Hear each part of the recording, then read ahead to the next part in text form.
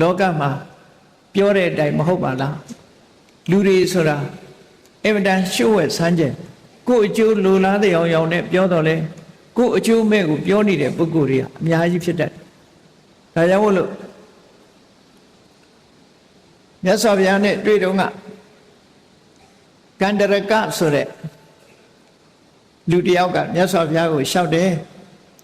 ရှင်ဘုရားဒီလူသားတွေရဲ့စိတ်ဓာတ်အင်မတန်မှလျှို့ဝှက်တယ်ကောက်ချစ်တယ်တိရစ္ဆာန်တွေရဲ့စိတ်ဓာတ်ကတော့အလွန်ရိုးသားဖြောင့်မတ်တယ်ဂုံရှင်နေညေတံဗန္တိယတိတံမနုဿာလူတွေရဲ့စိတ်ဓာတ်သိဖို့ဆိုတာအမတန်မှခဲနေလူတွေကအလွန်လျှို့ဝှက်ကောက်ချစ်တတ်တဲ့လူ